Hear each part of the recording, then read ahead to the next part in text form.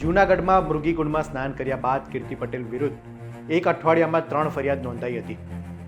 પોલીસે ઉદયપુરથી કીર્તિ પટેલની ધરપકડ કરી હતી અને તેને જૂનાગઢ લાવવામાં આવી હતી.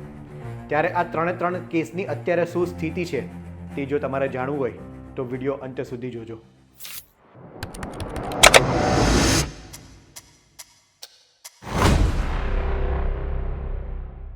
કીર્તિ પટેલ વિરુદ્ધ થયેલા 3 કેસમાં જો પહેલા કેસની વાત કરીએ તો સૌથી પહેલાં તેની ધરપકડ થઈ હતી અફઝલ સીડાએ કરેલી ફરિયાદ.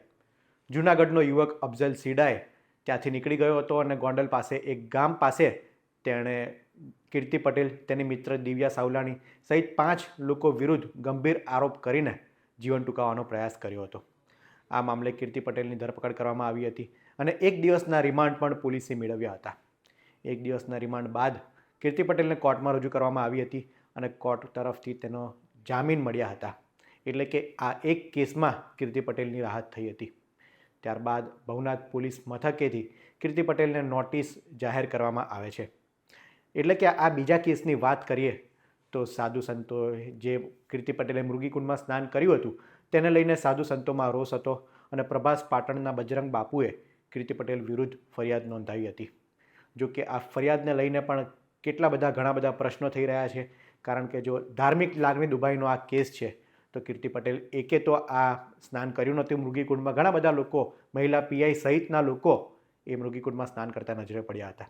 ત્યારે સવાલ એ છે કે કીર્તિ પટેલ એક સામે જ ફરિયાદ કેમ?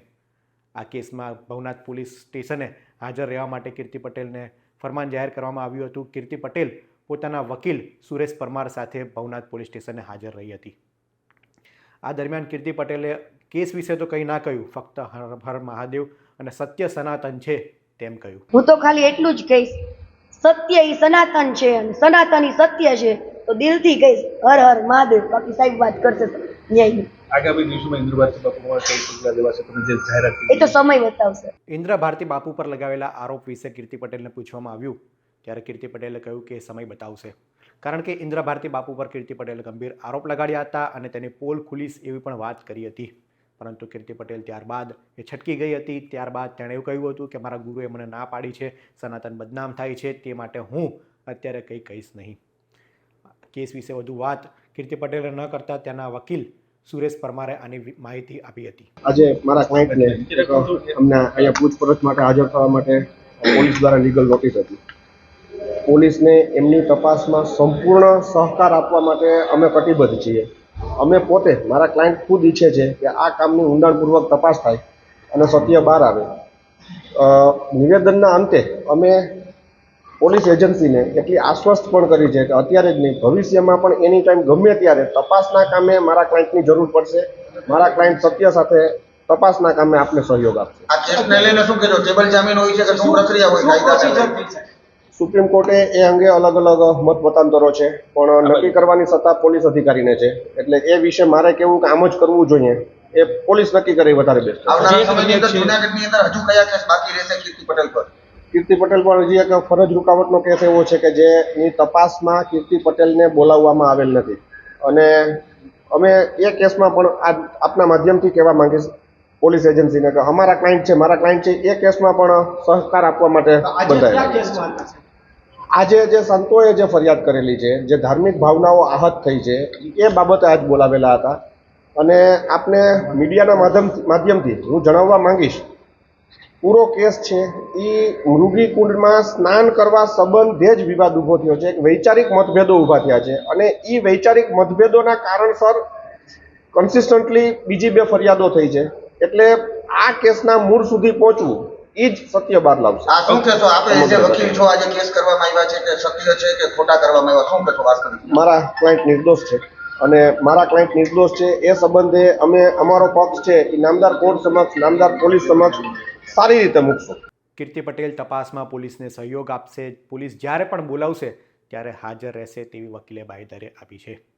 2 કેસમાં કીર્તિ પટેલને રાહત થઈ છે. હવે ત્રીજા કેસની વાત કરીએ તો કીર્તિ પટેલ જ્યારે મૃગીકુંડમાં સ્નાન કરીને બહાર આવ્યા હતા ત્યારે મહિલા પીઆઈ સાથે તેની માથાકૂટ થઈ હતી.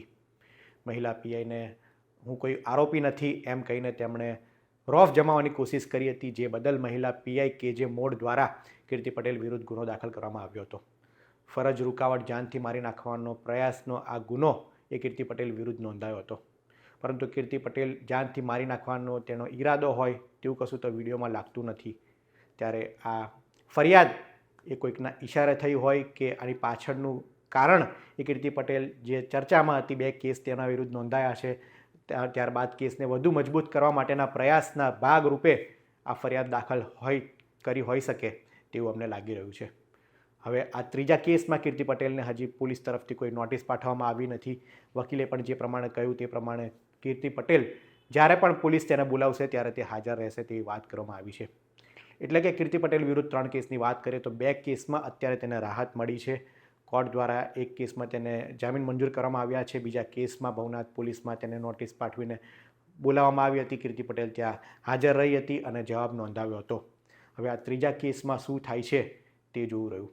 કીર્તિ પટેલનો કેસ એ ખૂબ જ ચર્ચાનો વિષય બની ગયો હોય અને આ કેસમાં એક બાદ એક જે 3 ફરિયાદ નોંધાઈ હતી, આ ફરિયાદમાં કેટલું તથ્ય છે અને કીર્તિ પટેલ પણ જે પ્રમાણે કહી રહી છે કે આ કેસ પાછળ સત્ય બહાર આવવું જરૂરી છે. હું પણ એવું ઈચ્છું છું કે આની પાછળનું સત્ય બહાર આવે.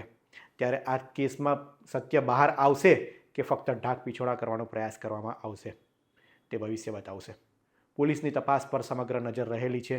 આગામી સમયમાં શું થાય છે તે જોવું રહ્યું. આ અંગે આપ શું માની રહ્યા છો તે અમને કોમેન્ટમાં જરૂર જણાવશો. આવા જ ઇન્ફોર્મેટિવ વિડીયો માટે વીટીવી પંચાયત જોતા રહો. ધન્યવાદ.